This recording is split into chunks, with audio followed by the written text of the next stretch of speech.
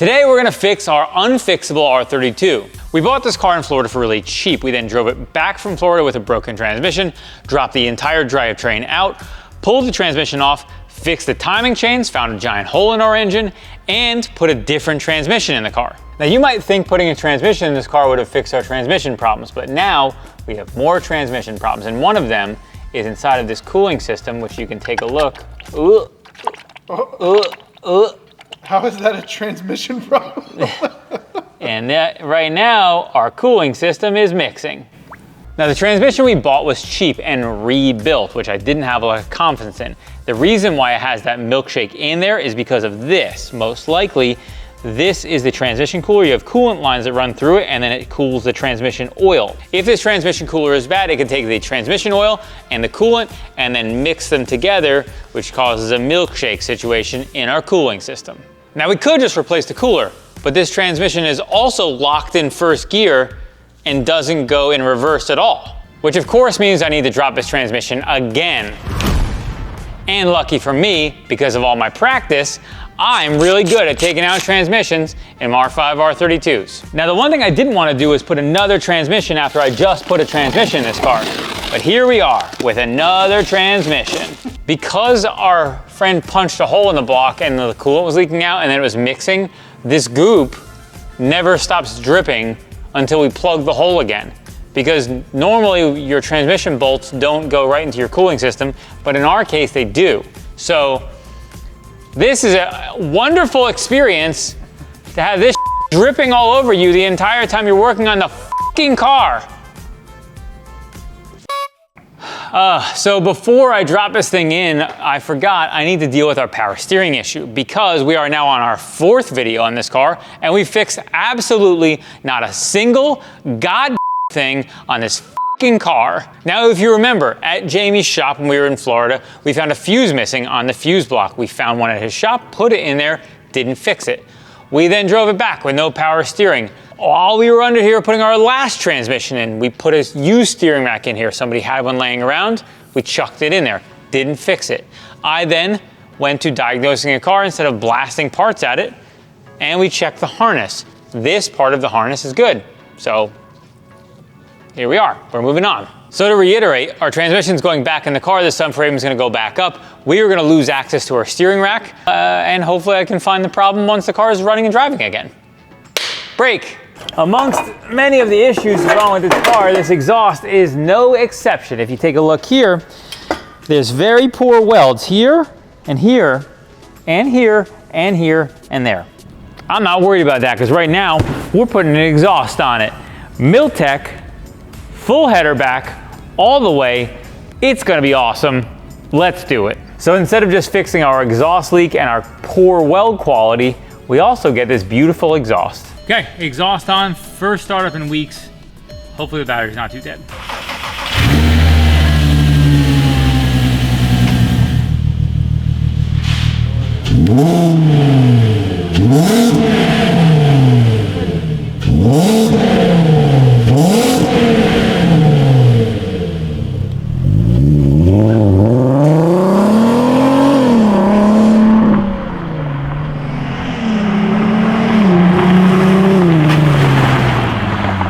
Got some stuff in the back just as it rattling away.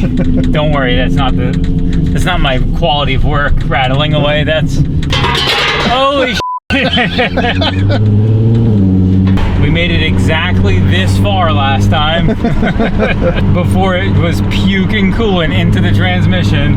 We probably shouldn't go too far. I literally just slapped the car together. We haven't looked over it yet at all.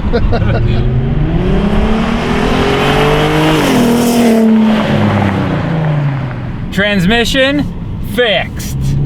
Power steering not fixed. The Mona Lisa wasn't painted overnight. So we did find one issue is when you do this, it still does this. So if you don't know, when you put your car in park, it's supposed to stay. Charles had this on the orange Mark V because cable was misadjusted. So he just readjusted the cable and it fixed it. So that's like basically what it probably is. So if you know this car, you know it has a Jetta front end, but thank goodness the original owner has this beauty that he gave us And if you don't know, this is what I like to call the spider bumper.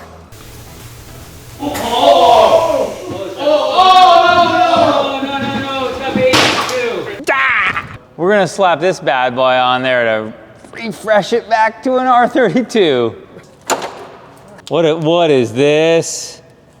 What are these? These are Phillips screws. Are never on Volkswagens, almost ever. This one is massively stripped. It's a square, basically. It's a Phillips screw. That is pretty stripped. That's so stripped. Luckily, they're not very tight, so don't worry. They're not gonna have a hard time getting it out. Hey, look at that. Like I said, luckily not tight. How do they strip it while not tightening it? That's such an impressive feat. You strip a screw beyond recognition as a Phillips, but somehow didn't tighten it at the same time. Oh, all right. Well, there you go. They're a little long too, but they're out. So let's take this bumper off. So if you didn't know, these headlights are disgusting.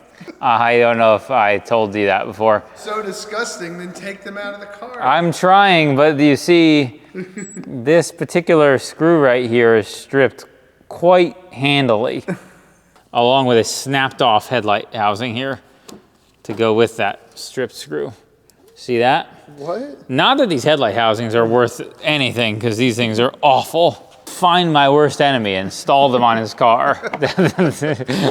I did get the stripped headlight out. It took me a little bit finagling, but what's this? This is the new hotness. Look at that.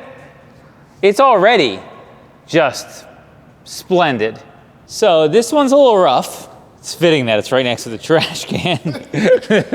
R32 bumper, it's rough.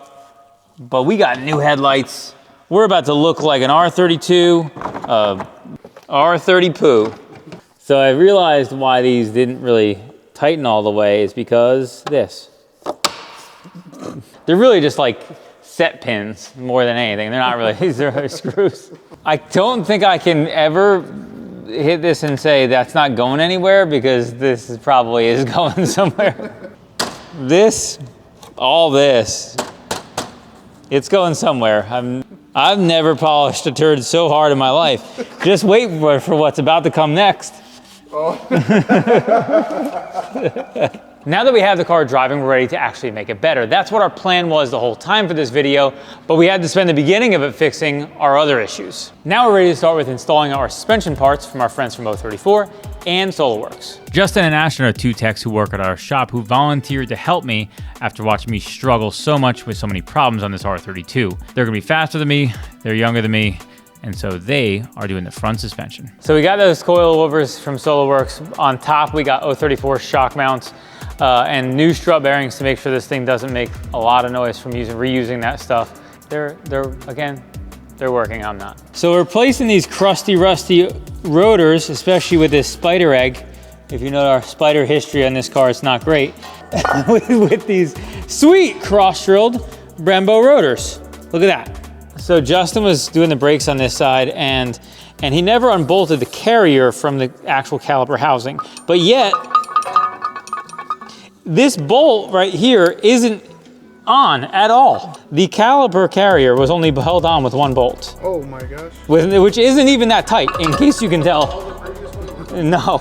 So the boys got the front suspension done, and it's time to move on to the back. I'm gonna start with this sway bar. One of the better mods you can do for front and all-wheel drive cars, helps give you a little more balance, gives you a little less understeer.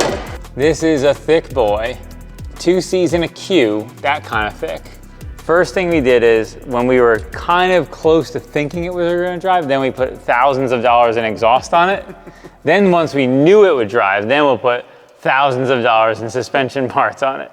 Once we know it drives, once we know for sure, who knows what's gonna happen after that. So this allows rear toe adjustability where it didn't happen before. So the old arm is a bar just like this, but the new arm has threaded rods that allows you to adjust the toe. So these are threaded, you can adjust it in and out to allow a rear toe adjustment. Because when you're a racing car driver, you need to adjust all the adjustments. Is it gonna be slammed? I don't know.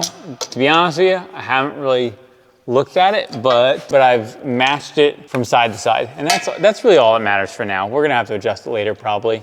Hopefully not. Hopefully not, I don't really want to. Okay, another 034 part, rear sway bar link. These were pretty smoked.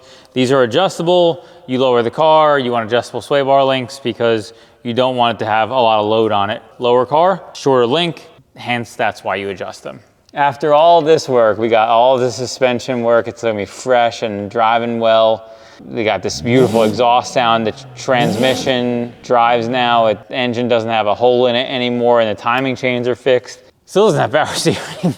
Still doesn't have power steering. Cooling system is still absolutely just caked with DSG oil inside of it still. We have to then flush all the DSG oil out of the cooling system. Look at that exhaust. Now, of the many things wrong with this car, you might be looking at these wheels and think, wow, these are disgusting wheels. And you're goddamn right they are. You think we're gonna put thousands of dollars in parts on a car and not put wheels on it? Absolutely not. Don't worry about the pizza boxes. The boys get hungry.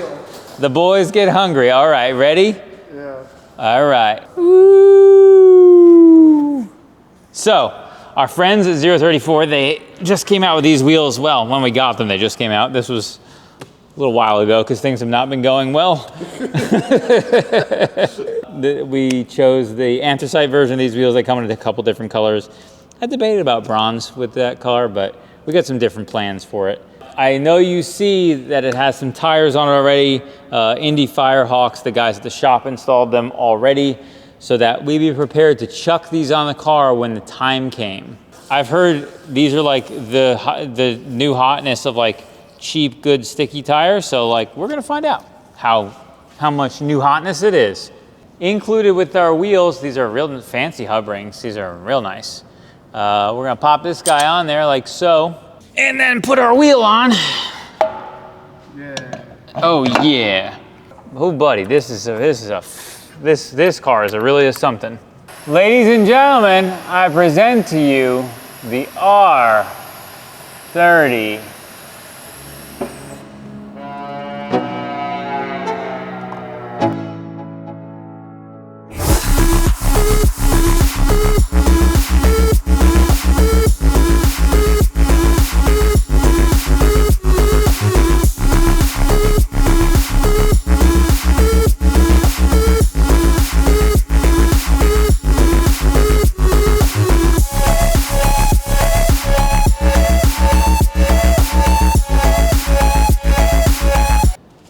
Turd officially polished.